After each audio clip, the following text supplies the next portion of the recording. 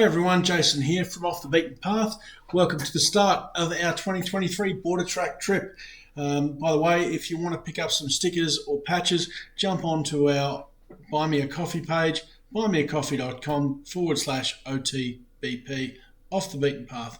You can pick up stickers and patches there if you're interested. Or you can just donate coffee and buy me a virtual coffee to support the channel and what we do. Hey everyone, so here's our route for today. Starting at the start of the blue line here at the Shearers Quarters, that little red flag up there is the crater, and this is the track we came around on from the crater to the Shearers Quarters. So heading northwest, back up to the boar track, straight back up to Settlement Road, west back to the border, and straight down the border. Now, one change for those of you who follow the channel regularly, you would have seen me do part of the border track with Luca and Adam in the winter this year, or 2023. We did deviate from that ever so slightly today, or on this trip. So last time we actually stuck right on the border along here and then came, I think actually all the way down here and came in on this track. This time we actually, and that's the border road as you can see, and this is marked as the border track. So this time we followed the border track, which actually deviates away from the border. That was a good bit of fun. We hit our first soft sand in June and had some fun on that hill, which you'll see in this video today. And then continued south as we did last time. You can see there's no actual border track in this section, that's all privately held land. So we continued through here on the bypass, down past Bolton's, back to the border on Ellen Road, same as last time, and then on the border south all the way till we hit the Valley Highway. Quick trip into Pinaroo, and then out via Nichols Road, down into Ngarkat National Park, and end the day at the Pines Campground. So without any further ado, let's get into the video, guys. This feels like a long intro, but I hope the information is useful to you. So coming with us on this trip, of course, I'm coming on the trip. Always got to have that one guy that plays in the mud and makes things look hard. You've got to be there. Also coming on the trip is Dan from Out There with Dan in the Iron Emu, his revamped 90 Series Prado. Coming along with us as well is Troopy Matt, pushing that 75 Series Troopy as hard as he possibly can, and making short work of the border track. Of course, no trip's complete without Luca, the Italian chef, pushing that TB48. And we also have Paul with us again, Mr. Control, bringing along his FJ Cruiser. So epic trip, can't wait to get into it. Hey everyone, Jason here from Off the Beaten Path, and we're getting into the second half of this trip, or second half of the first day of this trip. So heading off from the Shearers Quarters where the last video left off, and fortunately we don't have to drive back out exactly the way that we came in, which is always good if you can head in a different direction. Matt had just been checking out, there's a dam there, he'd just been checking out to see if there's much water in it or not. It is pretty dry out around these areas at the moment, and as we're heading back to the main road, we can see there's some fuel reduction burns that had actually been in place and were possibly still ongoing. These guys just up here actually seem to have this underway. So we're surprised there were no road closed signs, but we just kept going and stayed out of their way. We didn't actually see any active burns, so they may well have been just going and checking and making sure that there were no fires still going. So yeah, not too long from there, obviously we turned left on Settlement Road and headed back to the border track, and then turned left once we hit the border and the border track to continue our journey south. So just slowing down a little bit there to make sure everybody makes the turn and we don't lose anyone.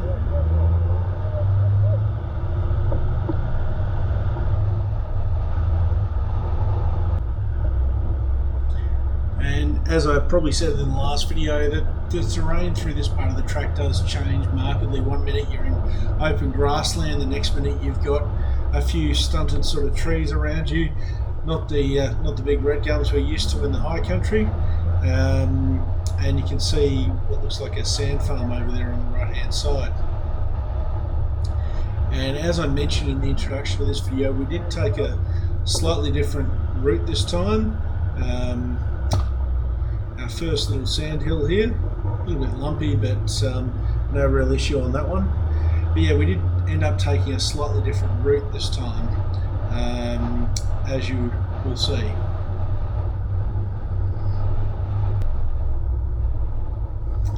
The difference between the border track and the border road.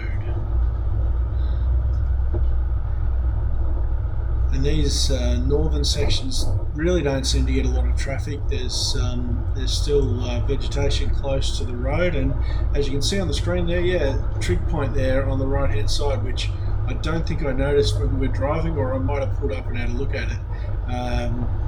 And I've had a look at the topographic maps and can't find any information on what that trig point is signifying. Possibly it's just marking the border. You can see here some evidence that it has been quite soft, but certainly dried out now when we're coming through. A few more of those tumbleweeds through here as well, but fortunately not on the track. And one of those areas that open up with a dam with not a lot of water in it. I'm going to guess that's probably been put in place there for emergency firefighting. Could be a stock dam, but either way, it's not holding water at the moment. Track actually makes its way across the top of the dam bank.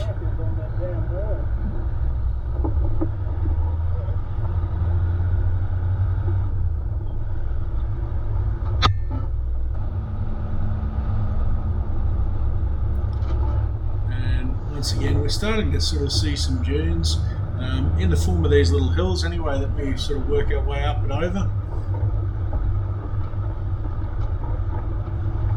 It does tend to slow you down a little bit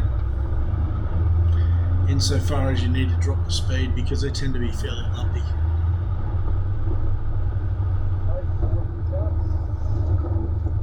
I think this kind of remote travel is something that you're either going to really enjoy or it's possibly not going to be for you. This is something that I found I quite enjoy, the sense of remoteness and exploring, and even though I've been to this area before, it was great to come back again, and I enjoyed this trip just as much as the last one to this area, particularly given we ended up taking some new directions. You can see there how much the car was moving and just how undulating this track actually is at different times. You really do need to pay attention. You don't want to be hitting those too hard at all. Some of you who have been following the channel for some time will remember the variety trip, desert trip that I did that sort of first gave me the bug for this kind of travel. And there were a couple of vehicles on that got damaged. One completely blew a shock absorber out and one bent their chassis from hitting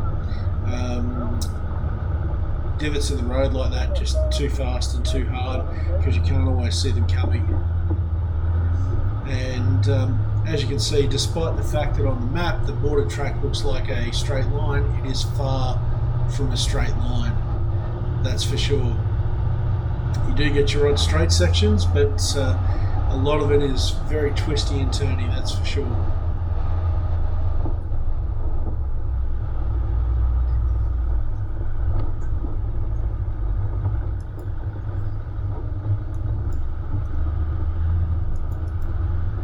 Every so often we do get some decent glimpses of what's ahead for us, but not that often.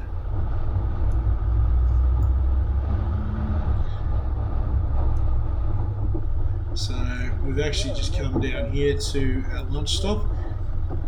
Now this is very close to the end of Feeney's track, where that meets the border track, and that's where we had our lunch stop last time. And Luca and I were talking that, hey, we thought this was the same spot, but it doesn't look the same. Everybody else just pulling in and trying to find a spot with a little bit of shade at least.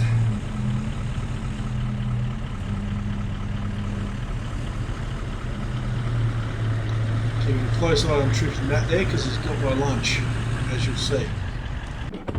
Feeney's track, back on the border track. Time for a lunch stop.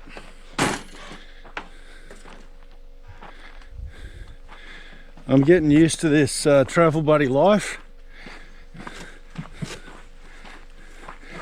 My lunch is already ready, courtesy of Matt, his troopy, and his travel buddy.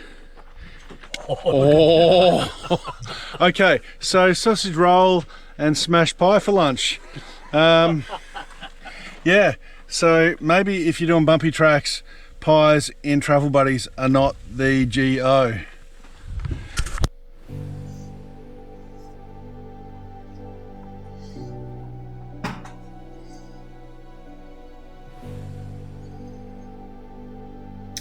So while we were having lunch, Matt put the drone up, and this revealed to us why we thought we were stopping at the same spot, but it didn't seem the same, because as you're about to see, it's not the same spot, which is what Luca and I were thinking, but we were also knew that we were at the intersection of Feeney's track.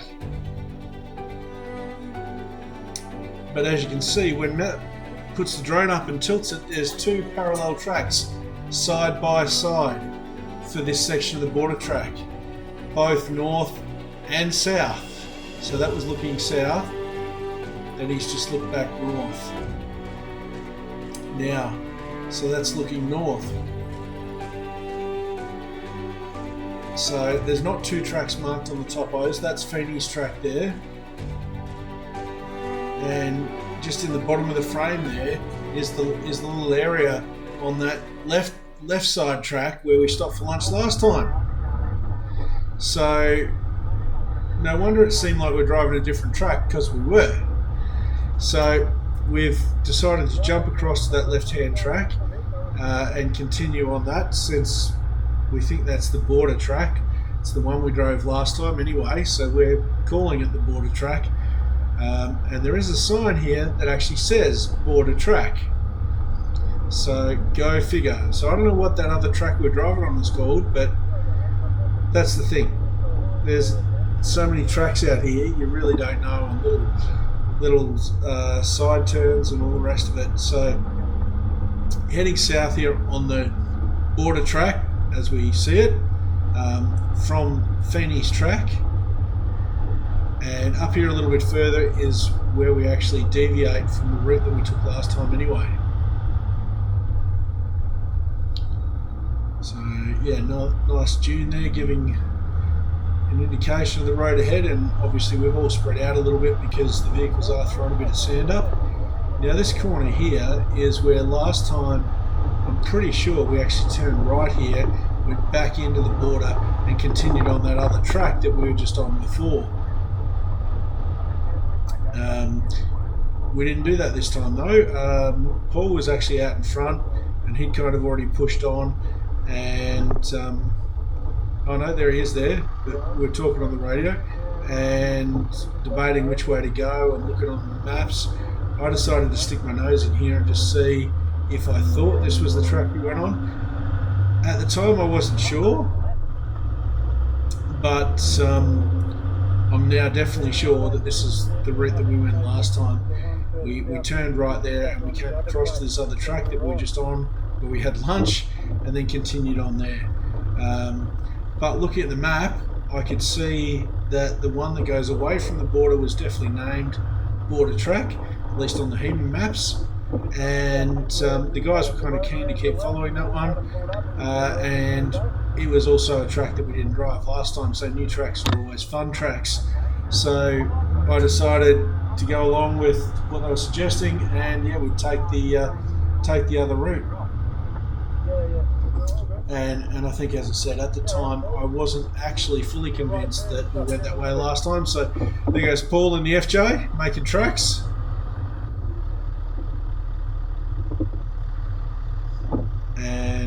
and the troopy tucked in behind him. So I've tucked in behind Matt.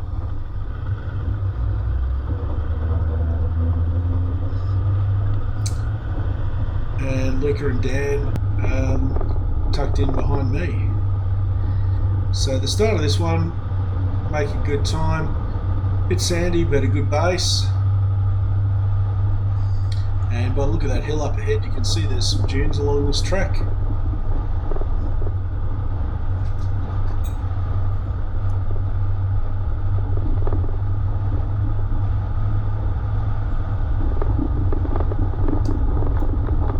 And so yeah, this is heading sort of southeast into the Ngarkat National Park, and it takes you probably 2 k's from the border. But it is labelled on the heater maps as the border track. You can see the sand here is a bit thicker and softer. Hear the car working that little bit harder. That vibrating sound is the Toyota factory snorkel. At certain RPMs, it did that. I have since replaced that snorkel with a ram head proper snorkel. Well, replace that raised air intake with a proper snorkel, which doesn't do that, which I'm pretty happy about.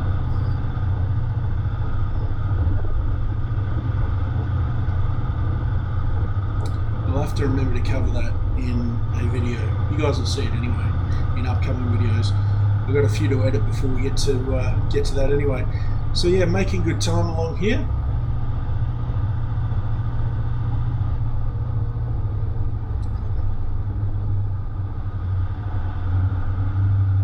Matt's certainly loving the opportunity to get his twin-locked troopy out and test it on the tracks.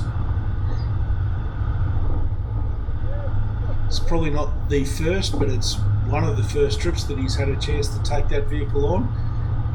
More recently, he's had some issues with that vehicle and is hoping to get it back on the road soon.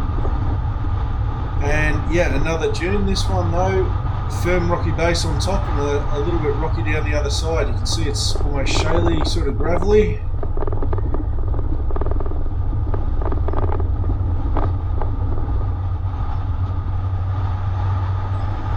And not this one, sandy down the other side. There you go. I should wait till I get there, shouldn't I? Another one of these dunes here that's sort of shaly and rocky on top. I think the way I'm slowing up this one must be the rocky one on the other side, because I was warned over the radio by the guys that were up ahead that it was a bit lumpy and rocky, and yeah, just a little bit bumpy. You can see the car's moving quite a lot there, so it looked pretty flat in the camera view, but it actually wasn't, and I think the guys ahead might have hit that fairly hard and fast because you really couldn't see that. One of the advantages on this trip that I wasn't leading the trip the whole time. So we've got to our first proper soft sand dune, and Matt's got stuck about halfway up in his troopy. So Paul's gone up and over in the FJ, and then Matt's given it a go, and now I'm probably going to get this wrong. I think his car's got a 2.8Z in it. Didn't seem to have the ponies to get him up and over, but that wasn't the only thing, as you'll see.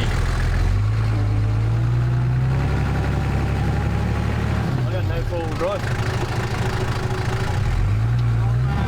Only if you like. I mean, you might have to pull you backwards and... I have no four-wheel drive, I've only got the rear. Bloody hell, that's a problem, mate. So if you want to back... You want me to come and pull you backwards and see if you can get a run up? Yeah, I think that's what we're going to have to do. I can't get backwards or forwards at the moment. I can pull you off here, I think. So yeah, what a place for Matt to find out that his four-wheel drive, for whatever reason, is not working. As you can see there, only the rear wheels were turning, and he is well and truly stuck in the sand there. So he's letting a little bit more air out, and we're hooking up his snatch strap. I think that's a snatch rope. Putting a bridle on the front of mine.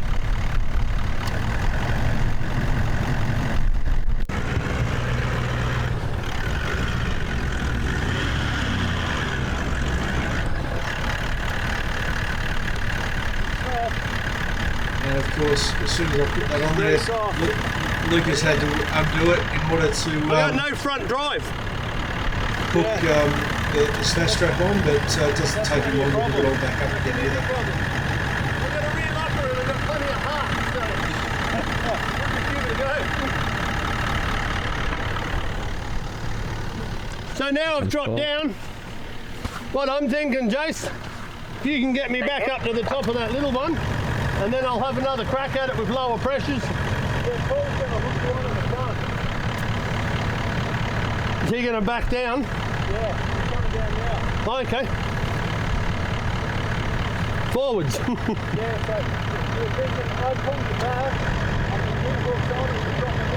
and So in case you're not quite catching that, the plan is I'm going to pull Matt backwards, and then Paul's going to hook on at the front and tow him while he has a go at it, since he's only got two-wheel drive, and try and get him up and over this this soft sand dune. You can see there the sand's pretty thick and soft.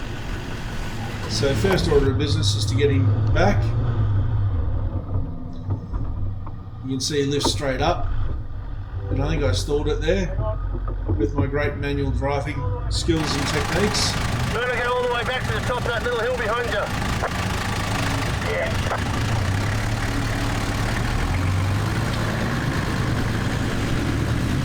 So yeah, giving that a tow back up to that little hill, which you can see. I'm just starting to back up now. Yeah. And Paul's reversing his FJ down, getting ready to hook on the front of Matt's troopy.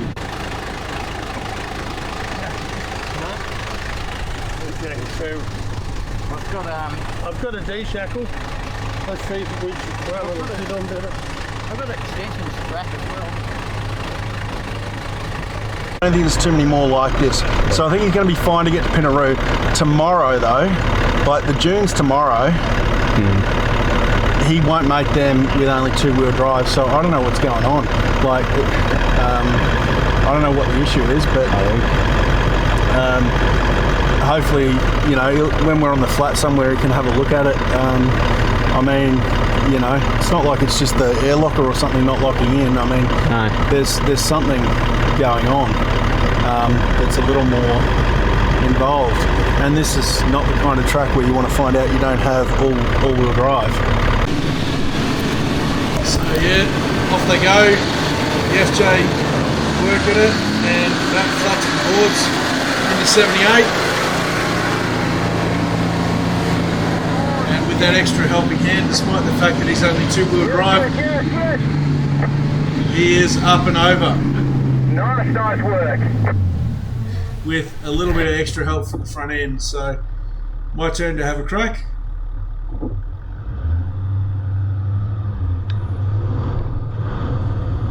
And gave it a lot more juice than I probably needed to. I think the fact that Matt only had two-wheel drive actually made this seem a lot harder than it actually was. But that's all right. It is soft. And just let the speed bleed off at the top there. Bit of a learning experience here. So I was in a bit of a hurry to jump out and get back and film. So I didn't actually pull up as far as I could have or should have. I should have pulled up to the right of that and left a bit more room, thinking about the guys coming after me, and I didn't do that. And Luca's putting on a show for us, giving it plenty of ponies. Now, of course, he doesn't know what's over the other side of the hill, so he's crested that dune and seen me leaving my car in a bad spot. This is what it looked like for him. He come over and he's had to brake as best he could. Fuck! So, yeah, that kind of says it all, doesn't it? Sorry, mate. Sorry, mate. Yeah. It just goes to show you, you know, when you're in a group, you've really got to think about the people that are coming after you and what they might need. Dan's just cruised that and made it look super easy. Nice and controlled. His Prado is pretty light.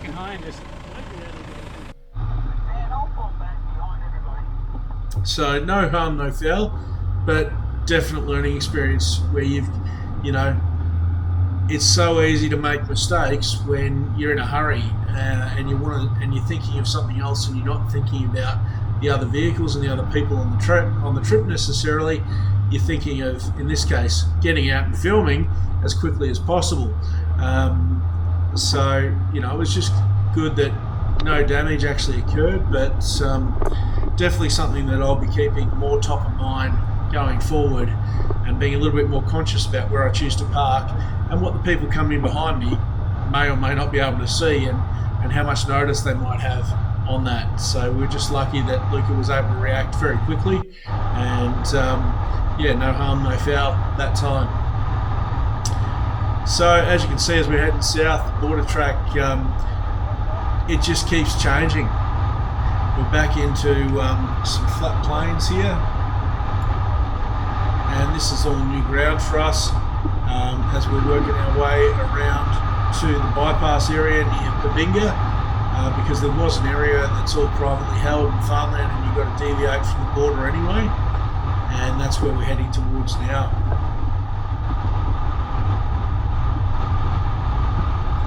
And this section's quite a wide road, and you can see the guys up ahead making good use of a lot of the road, because sections of it had been damaged when it's been very soft.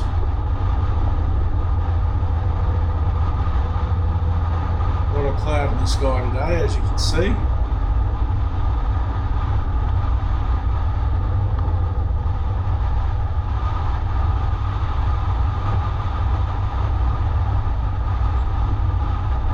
And I'm pretty sure this section is now called Rawn Road.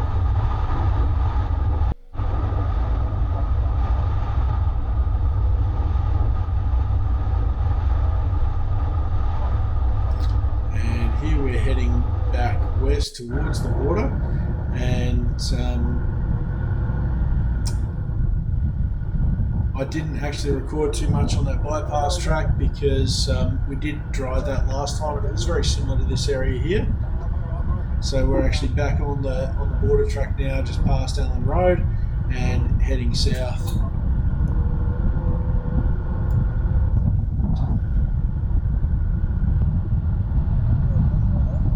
Again, some soft spots there on the main track that are easily avoided, even though they're not soft at the moment. That certainly people have been in there tearing it up at different times. Sometimes they just can't help themselves.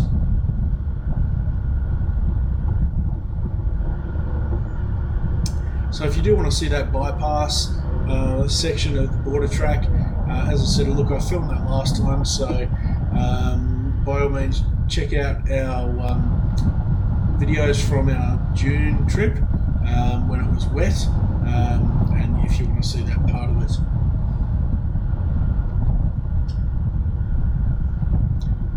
Probably 2 or 3 videos, I think, probably 3 videos from that trip, and that was with Adam and his brother-in-law Luke.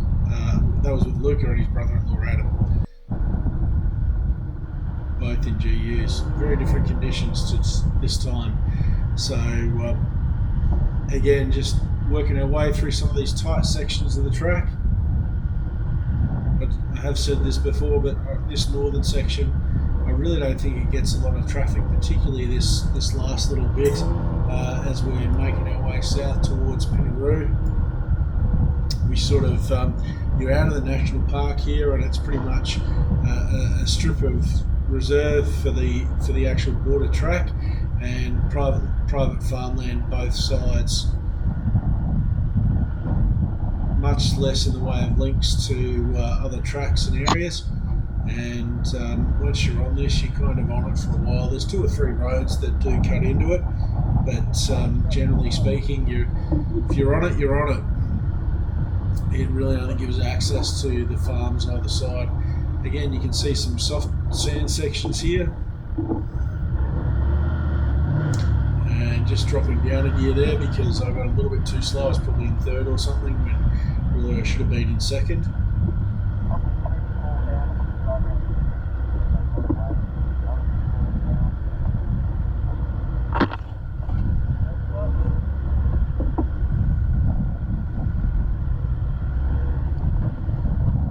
look, all through this day, after my emergency dual battery install in the car park at Mildura the day before, it was working fine today.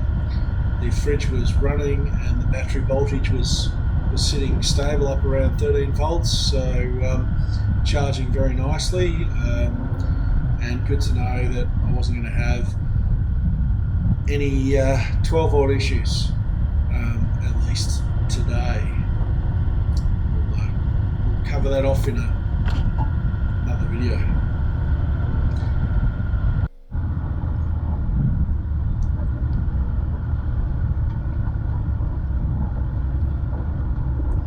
So we're going to have one of these slow little climbs here, rocky and bumpy. Rocky as in side to side, rocky in the vehicle, not rocky as in rocks on the track, I should clarify.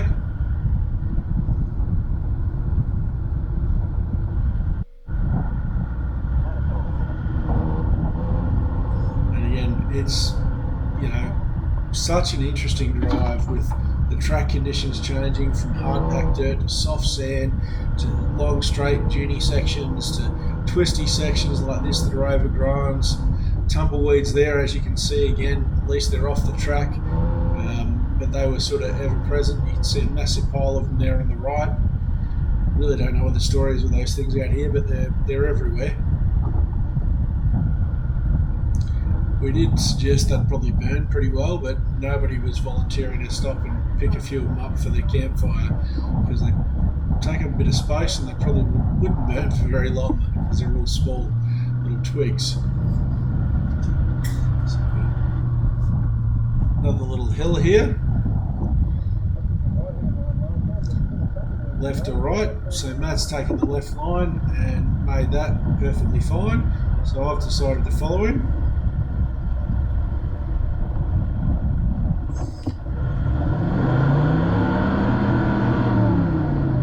Also decided to make it look a lot harder than it really needed to. So look, at the end of the day, yes, as you can see the list on the screen there, the real culprit was I just didn't have the momentum, and you can see those wombat holes there are offset.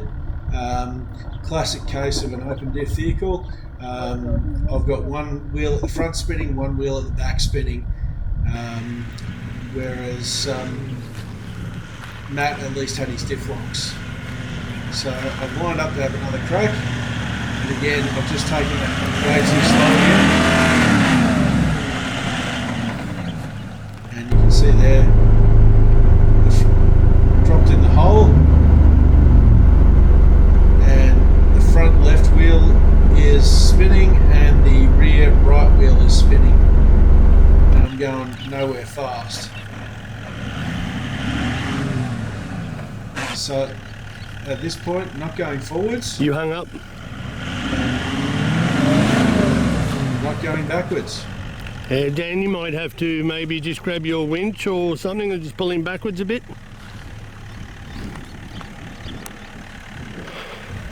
This goes to show how easily you can get hung up, but also this goes to show how easily sometimes it can be sorted. So unfortunately my GoPro ran out of battery at this moment, so we don't catch all of it, but Matt basically got on the front corner and started rocking the car, and that was giving me just enough traction that I was actually able to reverse out of there.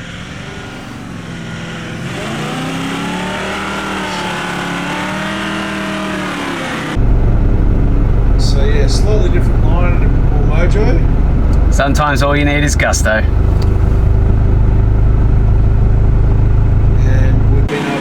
Finally pushed through that after having 3 goes. So I well and truly made that look hard. I will say everybody else has at least traction control. But yeah, Dan in his 90 series here. If you watch closely, you can actually see his traction control working for him, stopping the wheels from spinning. And Luca's just showing us how easy a twin lock control can make that look. Practically just crawls it. He's got the flex and the wheel control to just magic button drive that, and yeah, did have his diff locks engaged, but coil front and rear, much the same story for Paul in the FJ. Again, he just looks like he's out for a Sunday drive.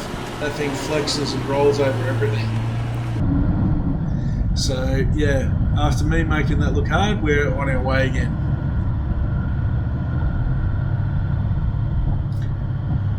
It's always interesting to see how different vehicles tackle different obstacles, and what's sometimes hard for one vehicle is easy for others.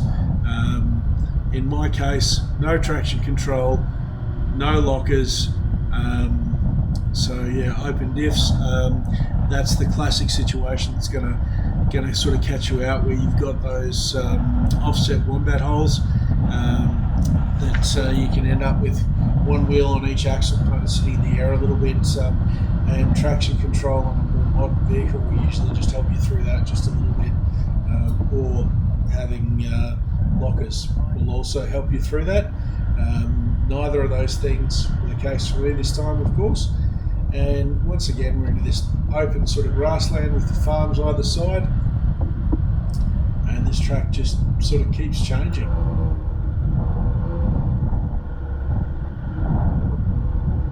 Again, you can hear that raised air intake vibrating. It was just at particular RPMs that it used to do that. I think it was down around 2000 RPM. And I could never find exactly what it was in the air intake that was vibrating. Having replaced it now with a Safari R-Max, it's no longer an issue. So I just pulled up for a quick stop here to change batteries on cameras and get a drink out of the fridge in the back, and then we all got mobile again. We're getting pretty close to Pinaroo now, which our intention was always to go into Pinaroo and refuel. This had been a pretty long day. I think we covered about 140 k's today, coming from Border Cliffs campground up on the Murray, and knowing that we had a lot of soft sand tomorrow, and that beyond that we really didn't know for sure where our next refuel opportunity was going to be. So we had always planned to refuel at Pinaroo, and as you can see there, we're just crossing Somerton Road, reasonably main road, and it's not too far from here to Pinaroo. Another 6 k's of the track here before we get on to the bitumen and head into Pinaroo. But this last section of the track is not done with us. There's a decent couple of ruts here that we were able to just stand though. They actually had some water in them. That was the first time on probably today we'd seen water, and I did remember this section of the track from last time where there was a bypass track, and I think last time we did drive the bypass, but today there's no water in the ruts. You can see them clearly, so it was fairly easy to actually just drive and span those ruts, put a tyre in the middle and one on the side, so I elected to do that. It did put you a bit off camber, but it wasn't too bad, and it's always good fun to practice your wheel placement. Still getting used to the Land Cruiser compared to the Padge in that regard.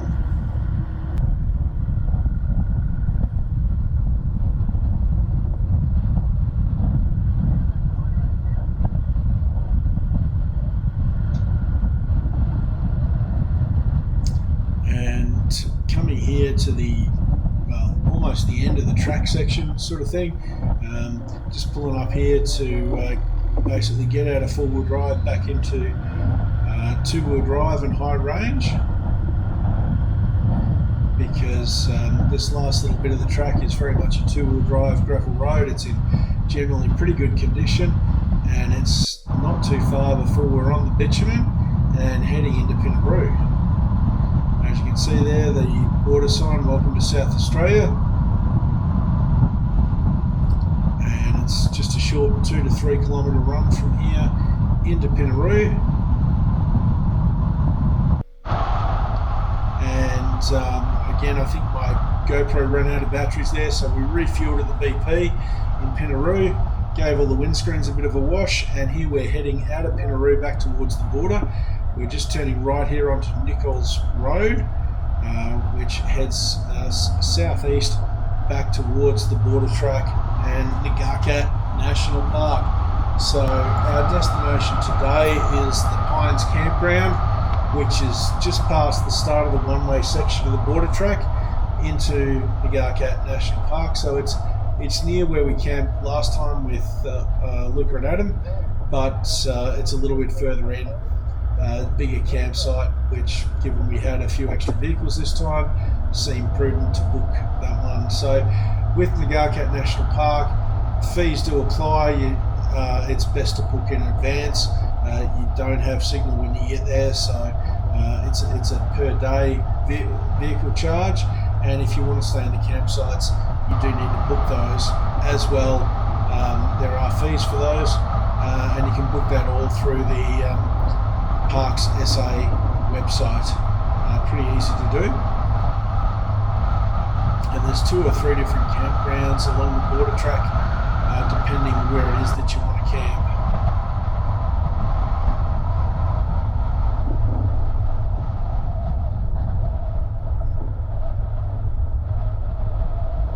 And this sign just coming up here actually denotes the Big Desert National Park there on the left hand side, which is in Victoria. Land on the right at the moment is still privately owned farmland, but we're just coming into the entrance to Ngarkat National Park shortly. So the Big Desert is a park that I really haven't spent any time in. That's one I wouldn't mind checking out sometime, so you'll probably see me back in this part of the world again sometime in the next year or so, when everything sort of fits for me to get back over this way. And we might check out the Big Desert National Park at that time. There's a few good tracks in there from what I've heard, yeah, that'd be really cool, I think, to check out. You can see here there's a little bit of soft sand on the entrance. Obviously, some of these areas have been very soft with the rains, but they've well and truly dried out for us coming in now. But it is certainly something to think about. Again, if you want to see what this is all like when it's wet, just check out our previous video on the border track from our June trip. It was a whole different thing. And yeah, more evidence here of wet conditions and people just spinning their wheels and digging trenches. So we didn't have to worry about any of that. Obviously, we could just drive around it. Tracks were nice and dry for us. Generally, when you see along here the track splitting like that, it's generally a good idea to take the left-hand one, because you're more likely to have people coming the other way. And you can see here, nice and soft and a little bit undulating and bouncy, but this is really the beginning of the soft sand as you're coming into the Ngarkat National Park.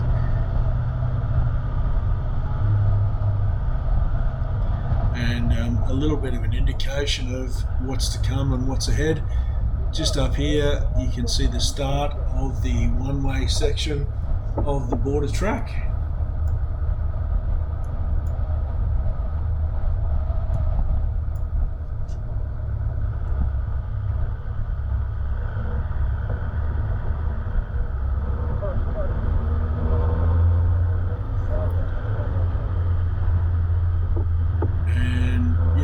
This gate, obviously the one-way section of the border track is seasonally closed, and it's the opposite to the high country. So they actually close this in summer and open it through winter, because in summer it's just the sand is too soft and it's too hot out here. They've deemed it too risky to have vehicles going through here in the middle of summer. So it is open from, I think, about April through to the end of October, I think, is where it shuts down. We were coming through here in early October, so a few weeks before the end, but definitely a warm time of the year. And that's the track through to Nanari Rail and the Pine Hut Soak track. So this is the start of the one-way section here. So that was the entrance to, don't listen to me. But yeah, this is the start of the one-way section here. That was the entrance to Ngarkat National Park previously. So just got that wrong. Apologies there. And from here, it's a few k's. It's about 5 k's to the campground. Now, not having camped there before, and these campgrounds are not really marked on the HEMA maps. I don't know why, but they're not. So there's no easy way to navigate and tell where you are. They are marked on the hard copy or PDF maps you get from Parks SA, but it'd be really good if they were marked on the HEMA maps, that's for sure. They're designated campgrounds that you book and pay money to stay in, so I really don't know why they're not on the HEMA maps. So it's really just a case of knowing that you need to head along here and keeping an eye out and making sure you don't miss it. Generally, you're not going to miss it because there really are not really any side tracks apart from the odd campground on this one-way section of the border track. But when you don't exactly know how far it is, you do start to second guess yourself, and you start to feel that maybe you have missed it, maybe you did go past it. Unlikely though it is that, with 5 odd vehicles in the convoy, that everybody would drive past it, but you do start to second guess because it always feels like it's further in than it should be.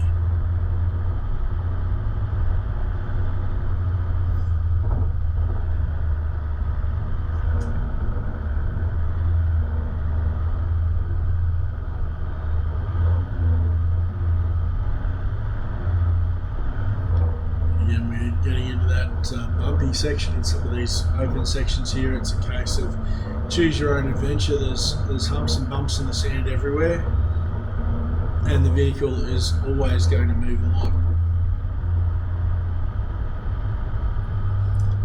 Fortunately for us, we have come up on the Pines campground. I nearly didn't see it coming, so that's why the sudden stop and change of gears.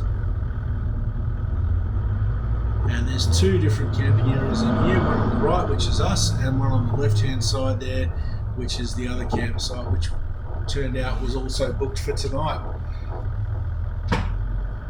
So we had plenty of room in here to spread out for the 5 vehicles.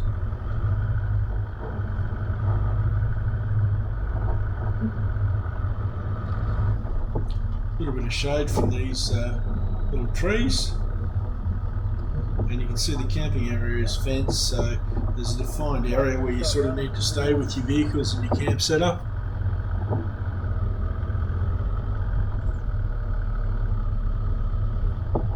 And everybody else is just pulling in now and looking for a spot. So there's Luca, and then Matt, and Dan, and then Paul and the FJ. There's the 76 parked up, getting ready to set up, and the swag and stretcher set up next to the 76.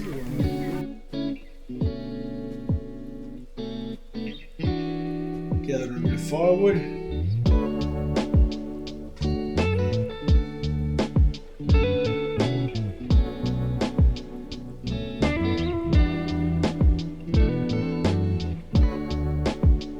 And a bit of a bird's eye view of the campground here.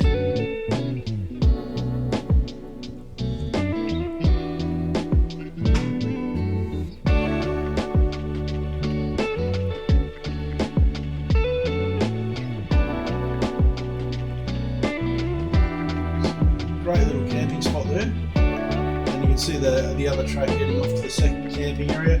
So they are separated by a little bit, but they're not that far away. We did have a reasonably late one this night, and we were worried we were making too much noise for the guys at the other campground, but the next morning they said we didn't, so that was good. Bit of a view of tomorrow's challenge. That's the one-way section heading south, and that is tomorrow's adventure. Off into the distance.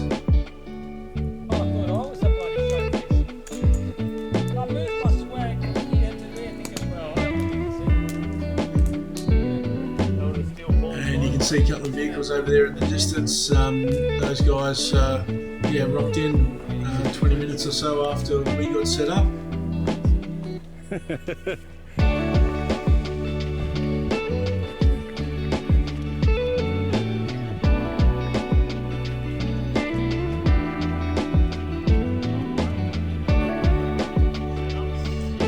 plenty of light when we got here. We had heaps of time. Some of us, like Matt, didn't really need to set up camp. He's just camping in the back of his troopy. But most of the rest of us had to set up something. Got the campfire going. Pre-dinner snacks. Courtesy of Dan from Out There with Dan. He always looks after us. Luke is getting his tea started over there. And making sure we've got a fire. This little portable blow axe do a great job getting oxygen in the fire and getting it really going. So guys, I hope you've enjoyed this video. We had a ball on this trip and it's just getting started. So like this video if you liked it. If you've got any questions, leave them in the comments down below. And I will see you in the next video.